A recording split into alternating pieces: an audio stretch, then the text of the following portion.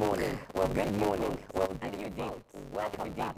Welcome yesterday from yesterday. And that we're having yesterday for events and seeing the most places, police stations experience. And I hope that you are safe, that you are safe and Friday morning. You are watching UBC. My name is Julie. I am with Robert. And John. And to make sure that you Friday, it's a political Friday, definitely a lot of local government election conversation that we socially and politically and politically Good morning, Julie. How are you? I'm well too. Good morning to you. We hope you're happy. Today is Friday.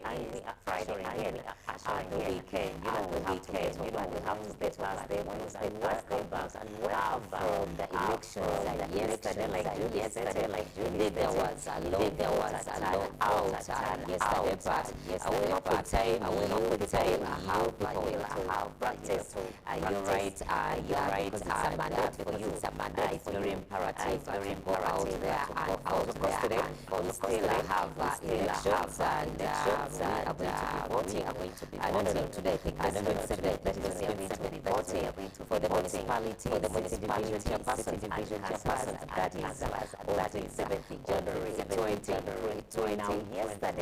Yesterday, the Electoral Commission happened to postpone the elections of all elective positions for district chairperson, directly elected district councillors, district women councillors in whatever district. And this came about after the EC received reports of serious interruptions to the electoral process, which resulted in damage to the loss of official critical election materials, including ballot papers. So the decision to was made by the EC to safeguard the integrity of the electoral commission. They announce when these elections It's a bit absurd that you go to vote out and you decide to damage the materials that are going to help people that are involved in this did not commit this duty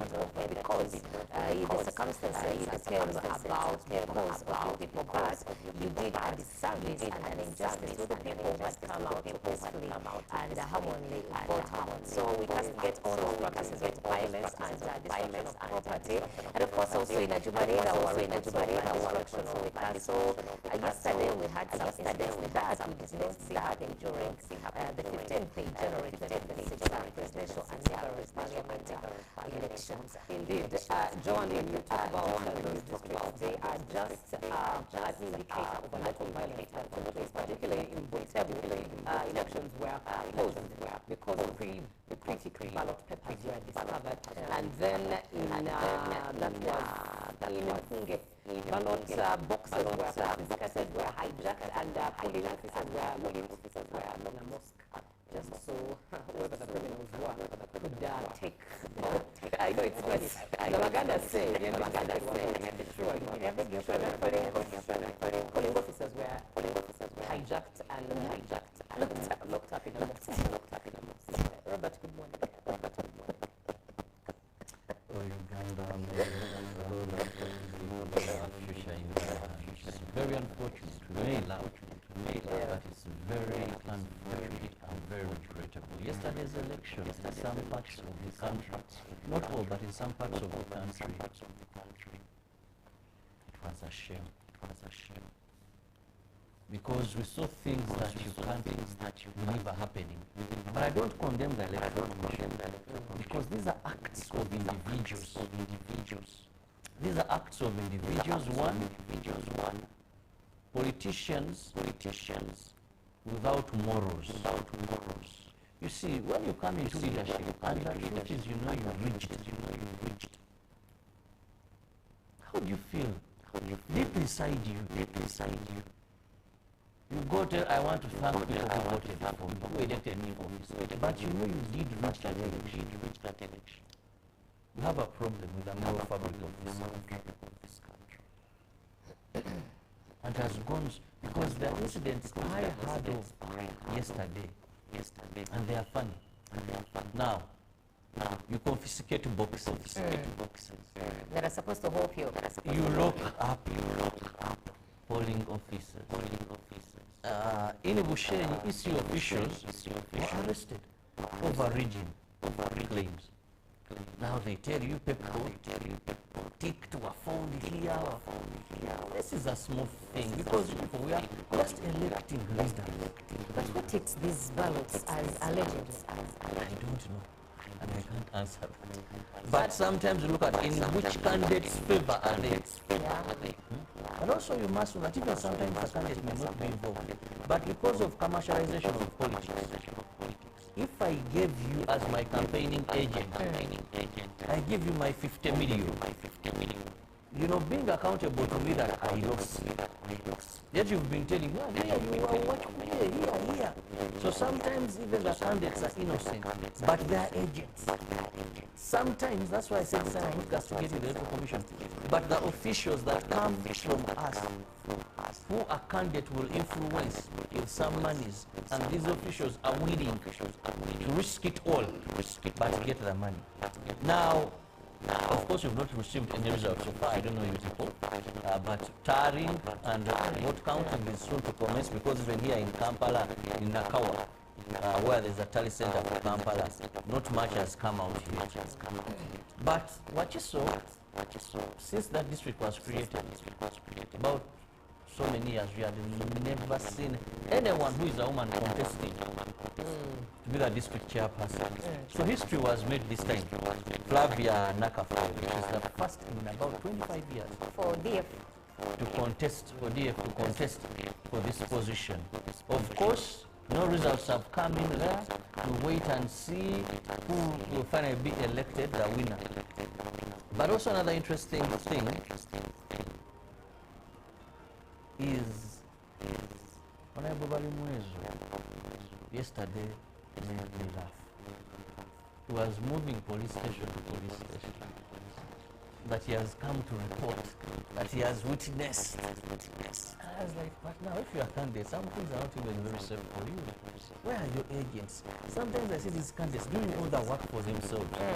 And I wonder, where is that team that does, because if you're the candidate in a race, and even at night, you're moving here, there, no pulling. You need to be hands-on to make sure the agents are okay. As the Nook Matra has been for this season, Kakume.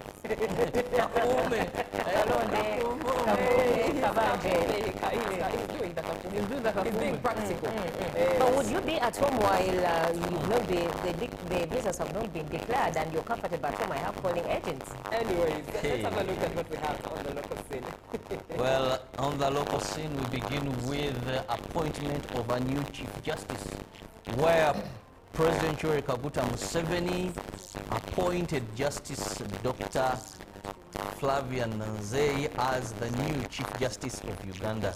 The appointment comes shortly after the retirement of former Chief Justice Alfonso Owiny-Doro, who officially retired on January 18, 2026, after attaining the mandatory retirement age of 70 years.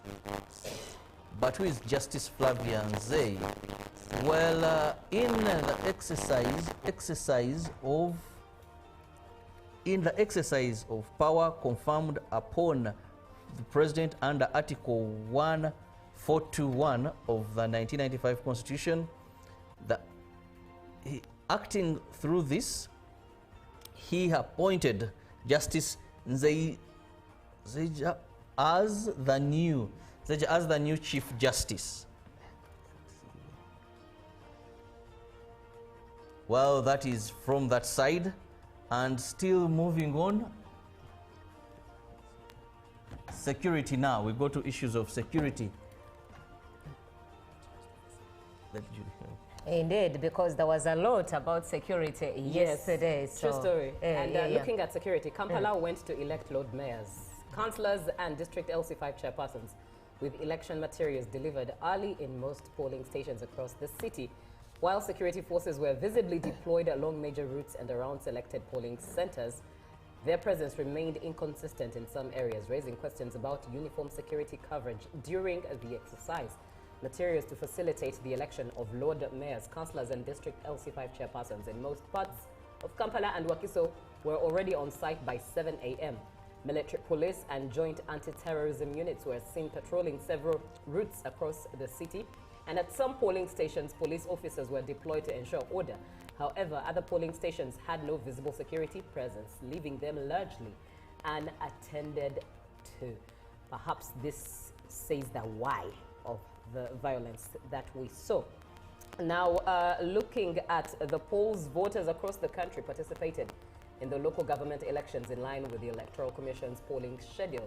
However, voter enthusiasm appeared low, with residents arriving at polling stations one by one, while some Electoral Commission officials were seen resting or engaging in casual conversations. NRM Kampala mayoral candidate Moses Kizito Nsubuga cast his ballot at Mukwano Arcade in Kampala.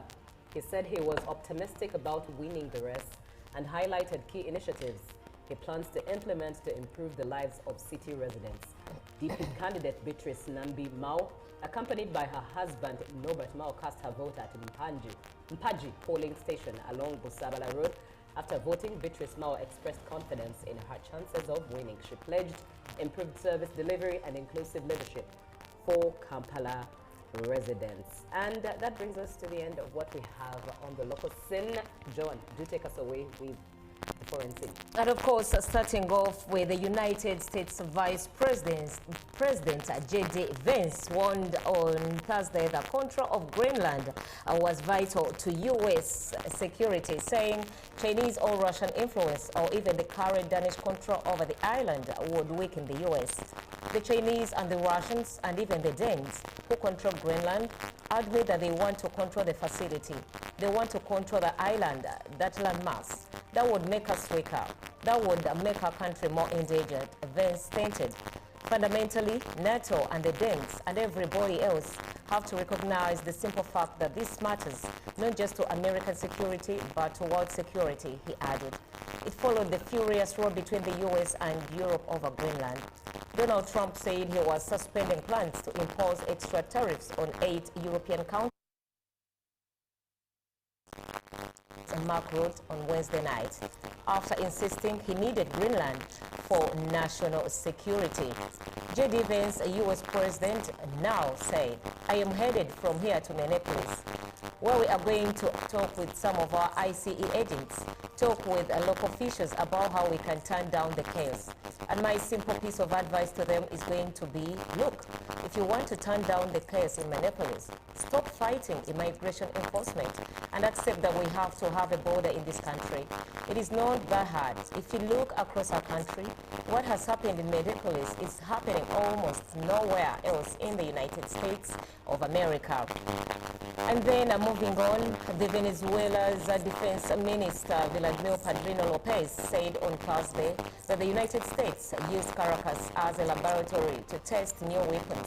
Speaking during a ceremony marking the handover of military academies in the capital, Padrino referred to remarks made a day earlier by Donald Trump in Davos, where Trump said that weapons that no one knows anything about were used during a military operation in Venezuela on January 3rd, which Padrino said pointed to an alleged sonic weapon. Donald Trump said it explicitly, clearly, that they had used weapons that had never been used on a battlefield, weapons that no one had in the world, stated the defense minister.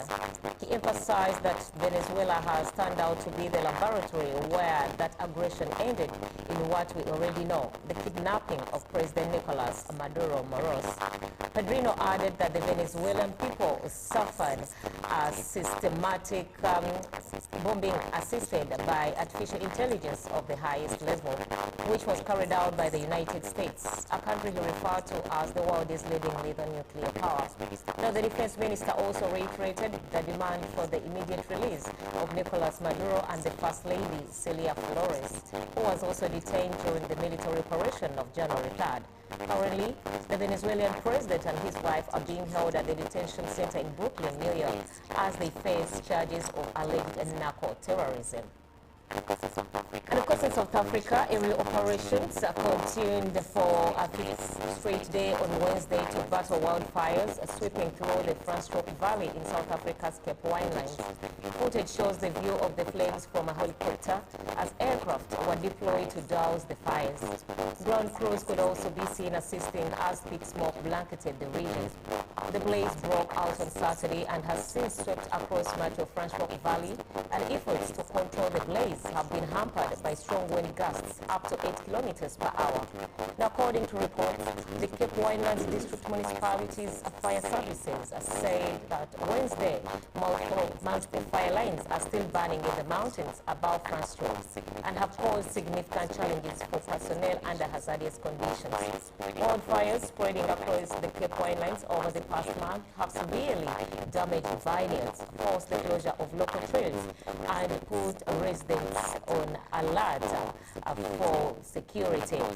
And of course, a possible evacuation if conditions worsen are underway, if at all, these wildfires continue spreading. And of course, that wraps up our international coverage here on GMU. All right, thank you very much, Joan. A quick look at what we have in the dailies today. Of course, starting off with the New Vision. And what other story, aside from mayors making it as a headline, mayors and LC5s in the lead, we do have pictures of those who are in the lead thus far. Of course, the Electoral Commission has not yet announced any winner, but with projections of in the lead, you can get yourself a copy and just take a look at who is in the lead and why MP Mwanga Chivumbi was arrested. Story to look into in the New Vision tribute was 7 Months Tamazire posed 11 candidates sailed through unopposed, and matters judiciary the rise of Zeja to Chief Justice, and ambush Bugahia County MP Pius Wakabi missing. Why? What's wrong? What's happening? In the Daily Monitor, Ruto's, pardon me, that is in the Daily Nation, which is from Kenya. Ruto's many headaches. That's the headline there. Want to know which these headaches are? Get yourself a copy. Couples, 3 children killed in car crash, days to U.S. returned, and more stories from the Daily Nation. But the Citizen in Tanzania also has more stories. What it means as credit to private sector reaps 43 trillion shillings.